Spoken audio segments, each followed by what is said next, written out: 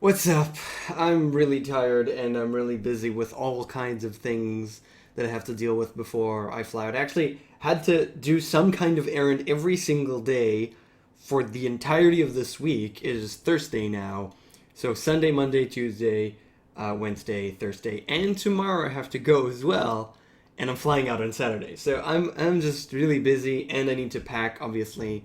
And I keep thinking about what am I going to forget? What am I going to forget? What am I going to forget? But with all that said, I'm going to put all of that, put it aside for a second, and focus on E3 because E3 is actually pretty cool this year, and I'm kind of surprised, and it kind of goes to show that the 1 year it sucks, 1 year it's awesome, 1 year it sucks, 1 year it's awesome. 1 year you have terrible games and it's kind of a shitty year in terms of games, and then you have a really good year. I don't know if it's.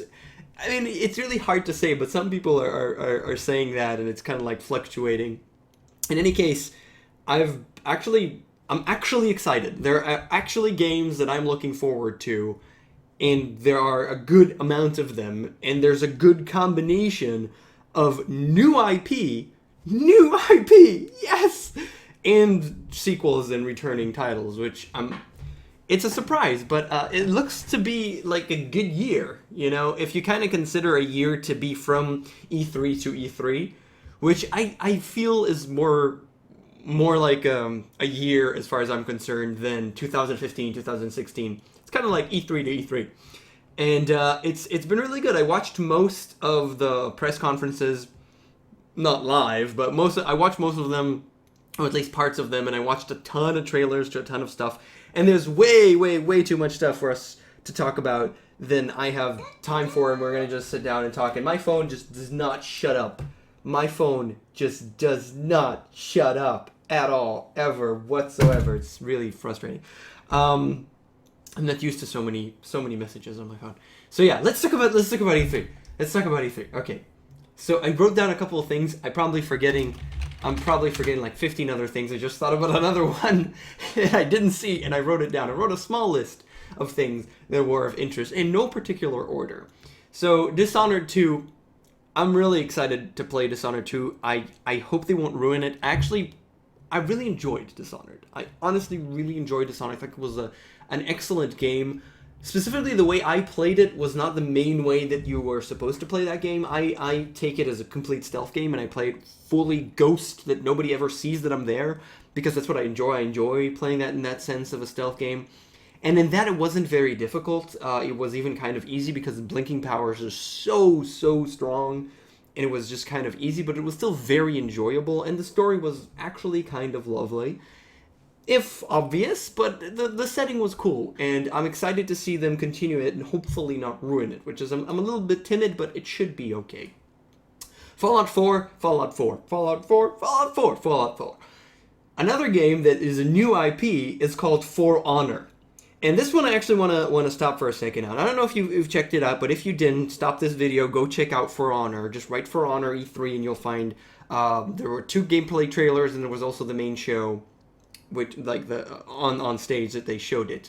And the first thing that you came in when they showed it on stage was the crazy creative director who's like crazy, he's a crazy bastard, just because he's with the fucking cane, and he looks crazy, so you know the game's gonna be good, right? Because if you got a crazy person doing it, then you know it's gonna be good. And what the game actually is, you have three factions, which I don't really know how it matters, and I don't really like Vikings, samurai, and just knights, I think, whatever. But basically, the gameplay is a new gameplay method they call the art of combat or the art of war, whatever. And the cool part is that it is, to try and explain it, it's basically the combat of Dark Souls. And that's really what you're thinking about. Taking a lot from the Soul series, Demon Souls, Dark Souls, I'm just going to call it Dark Souls for now. Taking a lot from Dark Souls and putting it, the PvP, I'm talking about the PvP, which is a wonderful aspect of Dark Souls, but it is not the main part of Dark Souls, and it doesn't work that well in Dark Souls. It's fun, but it's not perfect. And what they did here is take it and try and make a multiplayer experience, a 4v4, or maybe even 4v4v4, multiplayer experience where that combat is key. That combat, that PvP experience is the core. And that's something that has been in my head for years. I mean, I wanted to make something like that where you use the joystick in order to decide how you're going to attack. And the question is how do you balance it? How do you make it work well? Because if you give too much control, then it becomes really a hassle and impossible to tell. But if you give it kind of like a couple of sections, then it might work well. And it's trial and error. So they're doing it, they're doing it. And I'm really excited to see how it actually comes out, how it actually works, if it works well.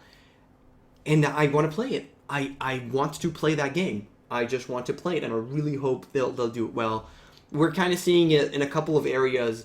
Games that are it's basically, the way that I see it, interesting IPs right now are basically a mix of Dota elements, which in so far has been mostly creeps. If you look at Titanfall, and if you look at For Honor as well, you have creeps, you have computer-controlled NPCs, or creeps, if you want to call them, that you can dispatch. They're definitely there, you have to think about them, but you can dispatch them relatively easily, and on top of that, there are actual other players that are obviously the meat of it.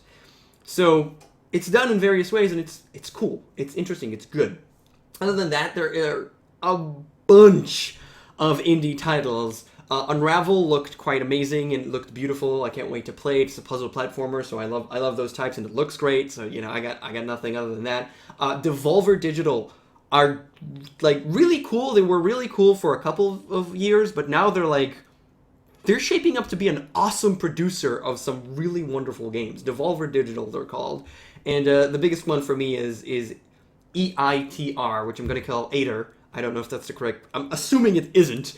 But Atar or Eater or whatever looks really awesome. It looks like a Dark Souls pixel game. It looks really good. I want to play it. That looks amazing. And two returning games. Dark Souls 3, yay. I don't even care. I'm just going to wait. I really hope they'll just have a PC as soon as possible. And I'm just going to play on PC. I'm going to be really happy about it.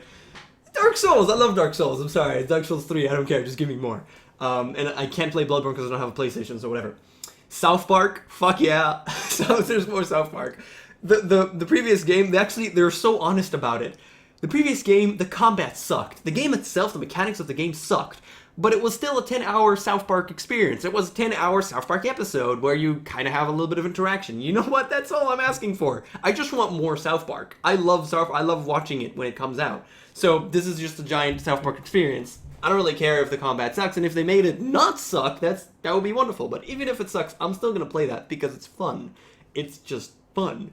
So I'm excited for that. Dark Souls 3 is going to be cool. And the last thing that we're going to talk about, I didn't want to pass 10 minutes, and I'm going strong on doing that.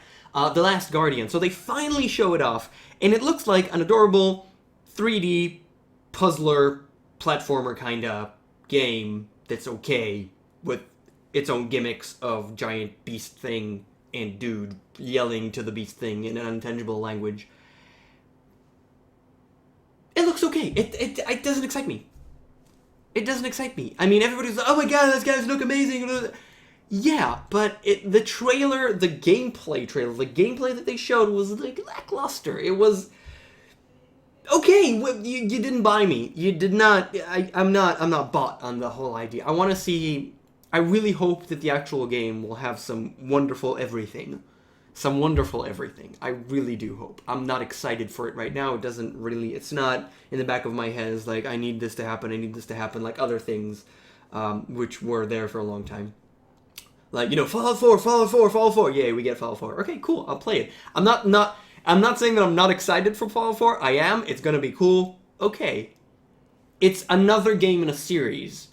So for me, it's very different from IP. I enjoy IPs much more. New stuff, new IP, much more than I enjoy sequels in most cases. Unless the game is like so, oh my god, I need it, such as Dark Souls. And especially now, Bloodborne came out, but I couldn't play it because I don't have a PlayStation. So yeah, E3 is awesome. There's a ton of more news coming out. I'm going to try my best to check them out, but I probably won't because I got to pack and then I got to fly out. It's going to be an interesting year. I'm going to try and play and talk about as many games as I can. Hopefully you'll be there with me to talk about those things. And I'll see you guys next time. Probably one more video before I fly out. Or one or two more videos before I fly out. And then we'll see. Alright, thanks for watching. I'll see you guys next time. Bye.